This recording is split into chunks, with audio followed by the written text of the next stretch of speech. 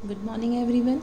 Here we are taking one more question from volume. Question is, find the volume bounded by the cylinder. An equation of cylinder is x square plus y square equal to 4 and the plane y plus z equals to 4 and z equals to 0. इस question को solve करने का हमारा approach क्या होगा?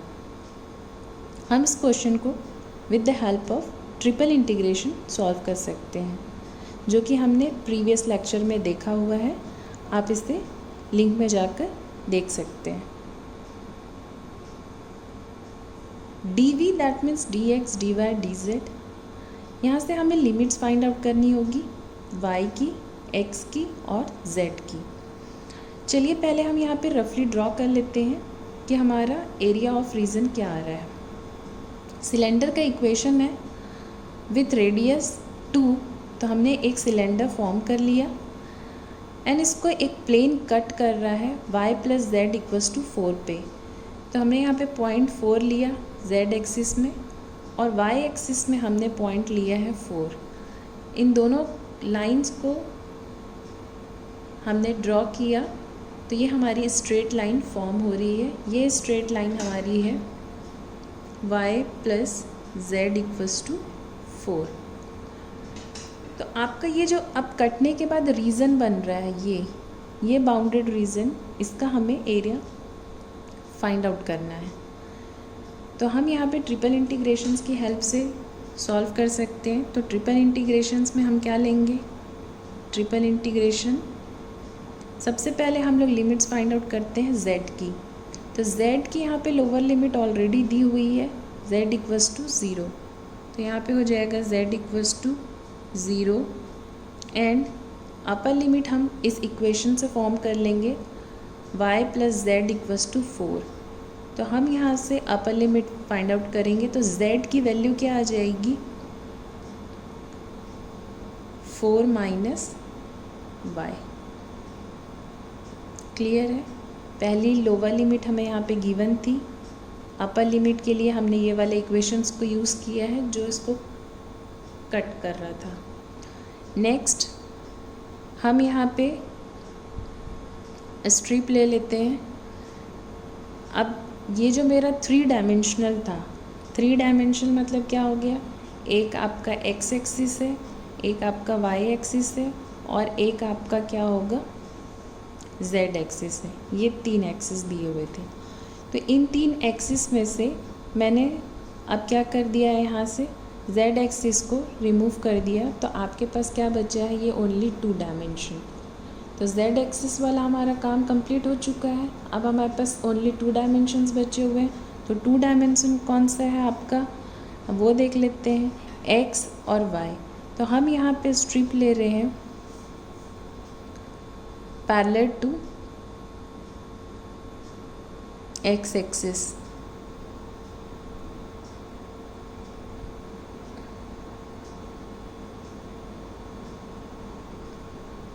ये हमारी strip होगी parallel to x axis.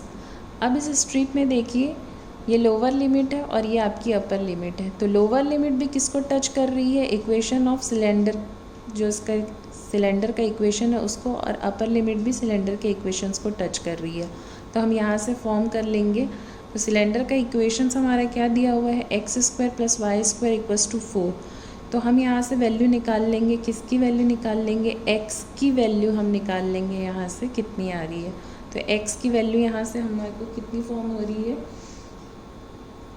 4 minus Y square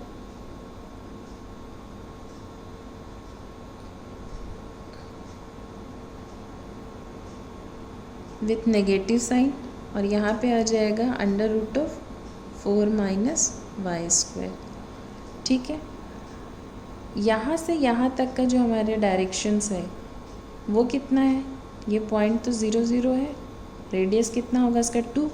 तो अब y एक्सिस के डायरेक्शंस में, जब ये स्ट्रिप को मैं y एक्सिस के डायरेक्शन में मूव करवाऊँगी तो मैं कहाँ से कहाँ तक, इस पॉइंट से लेके हम इस पॉइंट तक जाएंगे. तो ये पॉइंट से आपका क्या हो जाएगा? -2 to 2. That's it. अब यहाँ पे आ जाएगा dy dx, फर्स्ट टर्म है आपका dz, सेकेंड है आपका dx और उसके बाद है आपका dy। तो आपको ये समझ में आया होगा कि हमने ये कैसे फॉर्म किया। क्वेश्चंस में दिया हुआ था सिलेंडर का इक्वेशन, हमने सिलेंडर का इक्वेशन बना लिया। एक प्लेन दिया था, प्लेन के लिए हमने ये यूज़ किया है, ये कट कर रहा है। देन z इक्वल्स टू 0, तो z की लोअर लिमिट हमें मिल गई थी, अपर लिमिट हमने इस लाइन से फॉर्म किया है जिसमें z का इक्वेशंस दिख रहा है। एंड देन उसके बाद हमने एक स्ट्रिप ली है पैरेलल टू x एक्सिस, ये मेरा x एक्सिस है, इसके पैरेलल मैंने स्ट्रिप ली है। इससे हमने x की अपर लिमिट और लोअर लिमिट फाइंड कर ली, तो वो मेरा इस टर्म पे आया है। एंड ये स्ट्रिप जो है वो स्लाइड होगी किस डायरेक्शन में, y डायरेक्शन में। तो यहाँ पे वैल्यू है आपकी -2 to 2। तो ये हमारा हो गया इंटीग्रेशन। अब हमें इसको इंटीग्रेट करना है first with respect to z। तो चलिए यहाँ पे इंटीग्रेट करते हैं विथ रिस्पेक्ट टू z। तो ये -2 to 2 लिमिट्स है यहाँ पे, -√4 - y², ये प्लस √4 - y²। dz जब z के रिस्पेक्ट में इंटीग्रेट होगा तो आपको क्या मिलेगा यहाँ पे, z 0 to 4 - y, and then उसके बाद है आपका dx dy, -2 to 2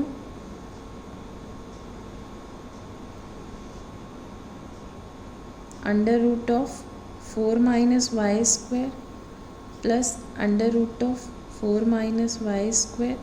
z की प्लेस में अपर लिमिट पुटअप हो जाएगी 4 - y and dx dy। Now this is the double integration. पहले हम इसको अब इंटीग्रेट करेंगे विथ रिस्पेक्ट टू x और उसके बाद हमको इंटीग्रेट करना है विथ रिस्पेक्ट टू y। अगर आप ध्यान से देखेंगे तो this is the value of z, जो हम यहाँ पे z की वैल्यू निकाले थे, z इक्वल्स टू 4 - y। तो ये हमारा कौन सा टर्म हो गया, z। तो आपको क्या दिख रहा है कि double integration of z dx dy किसकी वैल्यू होती है, ये ट्रिपल इंटीग्रेशंस की। तो वॉल्यूम को निकालने के दो फॉर्मूले हैं, या तो आप उसको डबल इंटीग्रेशन की हेल्प से भी सॉल्व कर सकते हैं, अदरवाइज़ आप ट्रिपल इंटीग्रेशंस की हेल्प से भी सॉल्व कर सकते हैं। तो आपने देखा कि कैसे आप उसको ईजीएस्ट वे पे ला सकते हैं। Double integration z dx dy, z की जो भी लिमिट्स होगी वो यहाँ पे पुटअप कर दीजिए और आगे सॉल्व कर लीजिए। तो ये इसका एक यूज़ है। तो अब हम इसको सॉल्व कर लेते हैं विथ रिस्पेक्ट टू x के रिस्पेक्ट में हम इसको इंटीग्रेट करेंगे। तो अब यहाँ पे 4 - y दिया हुआ है x के रिस्पेक्ट में, दैट मीन्स दोनों ही टर्म हमारे यहाँ पे क्या हो रहे हैं, इवन टर्म हो रहे हैं। लिमिट्स हमारी नेगेटिव टू पॉजिटिव है, तो हम इसको चेंज करके लिखेंगे 2 -2 to 2 0 to √4 - y²। यहाँ पे आपका आएगा 4 - y dx dy। इसका कॉन्सेप्ट मैंने आपके प्रीवियस लेक्चर में दिया हुआ है, आप वहाँ से देख लेंगे। अब आगे सिंप्लीफाई कर लेते हैं। इंटीग्रेशन 2 -2 to 2 4 - y कांस्टेंट है, dx का इंटीग्रेशन x होगा। लिमिट पुटअप कर देते हैं upper two lower. Limit put up करने के बाद 4 - y √4 - y²। Lower limit put up करने पे 0 हो जाएगा। अब हमें इसको इंटीग्रेट करना है with respect to y। Separate करके पहले लिख लेते हैं इस टर्म को। तो ये हो जाएगा आपका 2 -2 to 2 4 integration of 4 - y² dy -2 -2 to 2 y √4 - y² dy। Limits जो है हमारी नेगेटिव टू पॉजिटिव है। फंक्शन को हम चेक कर लेते हैं कि फंक्शन इज़ आइदर इवन और ऑड। तो यहाँ पे जो हमारे पास फंक्शंस दिया हुआ है, क्योंकि हमें y के रिस्पेक्ट में इंटीग्रेट करना है, तो दिस इज़ इवन फंक्शन और दिस इज़ ऑड फंक्शन। तो इसकी वैल्यू क्या हो जाएगी आपकी 0। ये कैलकुलेट कर लेते हैं। इवन फंक्शन है, लिमिट -2 to 2 थी, तो ये हो जाएगी अब 4 0 to 2 4 √4 minus y square and dy। 4 4 16 0 to 2 √4 minus y square dy। √a² minus x square dx को जब हम इंटीग्रेट करते हैं तो उसका फॉर्मूला क्या होता है आपका, x/2, यानी यहाँ पे हो जाएगा y/2 √4 minus y² plus a²/2 sine inverse x/a। तो ये हो जाएगा 2। लिमिट जाएगी आपकी 0 to 2। अपर लिमिट पुटअप करिए यहाँ पे, 2/2 1 4, तो अपर लिमिट क्या हो जाएगा 0। यहाँ पे अपर लिमिट पुटअप करते हैं, ये हो गया 2 sine inverse,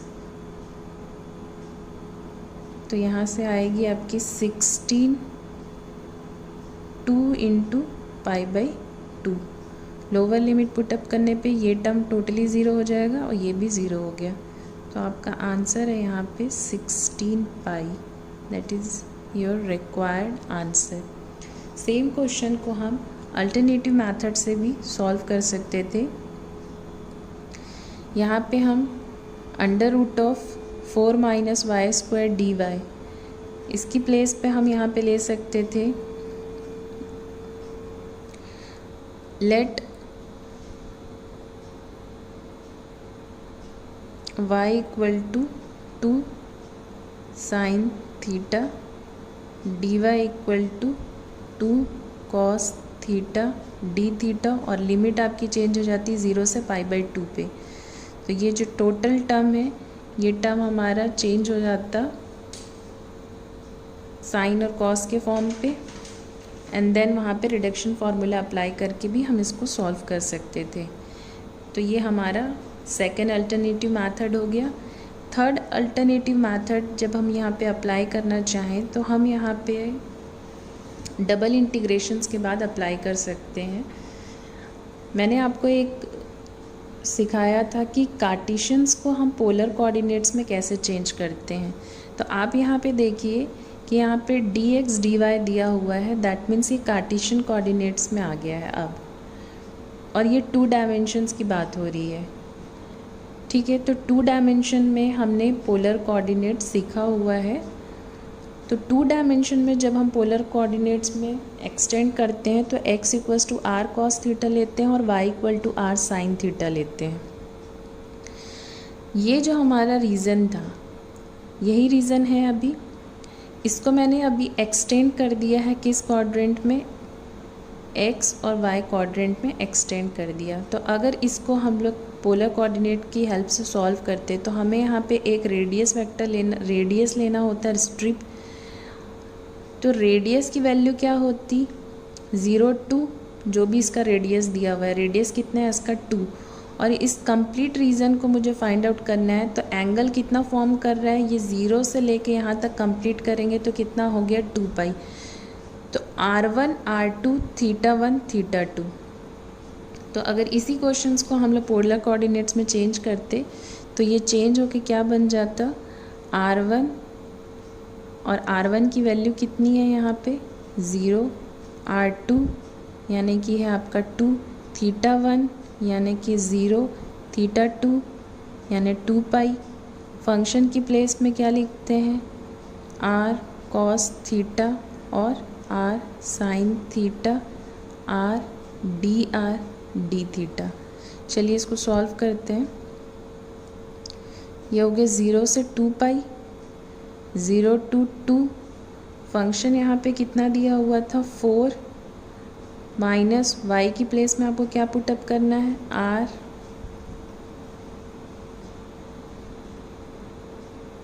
sin theta dr and D theta. ठीक है, अब हमें पहले इसको इंटीग्रेट करना है विथ रिस्पेक्ट टू आर।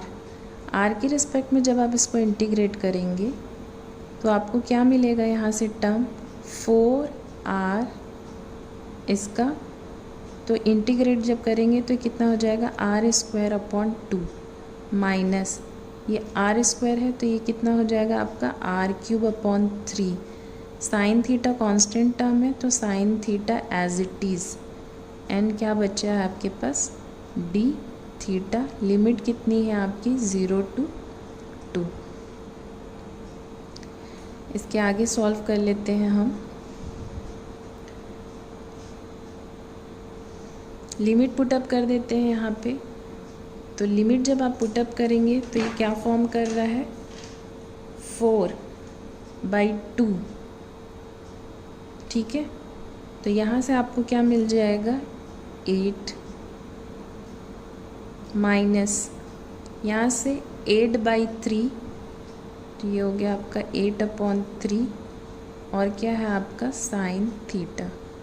जब आप लोअर लिमिट पुटअप करेंगे तो ये भी ज़ीरो हो जाएगा, ये भी ज़ीरो हो जाएगा। इंटीग्रेशन 0 से 2 पाई और लिमिट है आपकी अभी किसके रिस्पेक्ट में सॉरी करना है हमको डी थीटा के। तो इसको इंटीग्रेट कर लेते हैं, तो इसका इंटीग्रेशन क्या हो जाएगा आपका 8 थीटा माइनस 8/3 कांस्टेंट है, साइन थीटा का इंटीग्रेशन होता है कॉस थीटा और लिमिट आपकी जा रही है 0 से 2 पाई। ओके, तो अब पुटअप कर लेते हैं यहाँ पे, तो ये हो जाएगा आपका 16 पाई प्लस 8/3 कॉस 2 पाई अपर लिमिट पुटअप करने पे एंड लोअर लिमिट पुटअप करने पे 0। कॉस 2 पाई की वैल्यू होती है 1 और कॉस 0 की वैल्यू होती है 1। 1 माइनस 1 दैट मीन्स क्या हो गया ये 0। तो हमारा आंसर कितना आ रहा है 16 पाई। तो जब हमने सेकेंड अल्टरनेटिव मेथड यूज़ किया था दैट मीन्स यहाँ पे हमने यूज़ किया है पोलर कोऑर्डिनेट सिस्टम। तो with the help of polar coordinate system we also get the answer 16 pi. And when we are using the Cartesian coordinate system then हमारा answer वहाँ पे भी कितना था 16 पाई था। तो आप इस तरीके से दोनों मेथड यूज़ कर सकते हैं जो आपको ईजी लगता है। डबल इंटीग्रेशंस में पोलर कोऑर्डिनेट सिस्टम हमने देखा था, ट्रिपल इंटीग्रेशंस में भी पोलर कोऑर्डिनेट सिस्टम होता है। ट्रिपल इंटीग्रेशंस में यहाँ पे dx, dy, dz है जो कि एक रेक्टेंगुलर कोऑर्डिनेट सिस्टम है।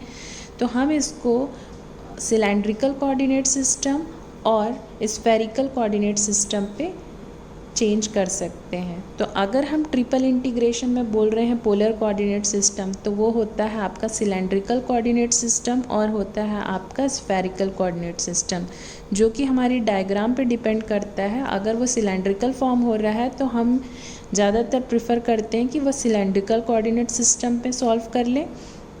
अगर कहीं पे स्फेरिकल फॉर्म हो रहा है तो हम वहाँ पे मोर प्रेफर करेंगे कि वहाँ पे हम स्फेरिकल कोऑर्डिनेट सिस्टम से सॉल्व कर लें। अदरवाइज़ आप नॉर्मली रेक्टेंगुलर कोऑर्डिनेट सिस्टम से भी सॉल्व कर सकते हैं। इसके बारे में हम अपने फ्यूचर वीडियोस में कोशिश करेंगे इस टॉपिक को बनाने की, सिलेंड्रिकल कोऑर्डिनेट सिस्टम और spherical coordinate system. I hope आज का टॉपिक आपको समझ में आया होगा कि एक डबल इंटीग्रेशंस के थ्रू भी हम ट्रिपल इंटीग्रेशंस को सॉल्व कर सकते हैं। और इसको सॉल्व करने के लिए मैंने यहाँ पे डबल इंटीग्रेशंस को पोलर कोऑर्डिनेट सिस्टम पे भी चेंज करके सॉल्व करके दिखाया है। एंड देन आप डायरेक्ट फार्मूले की हेल्प से भी इसको इंटीग्रेट कर सकते थे। अल्टरनेटिव मेथड में हमने y = 2 sin थीटा सब्स्टिट्यूट करके सॉल्व करके देखा है। तो यहाँ से भी हमारा आंसर क्या है 16 पाई है। तो आई होप आपको ये सारी चीज़ें बहुत अच्छे से क्लियर हुई होंगी और थैंक्स फॉर वॉचिंग। हम अपने नेक्स्ट वीडियो में मिलते हैं।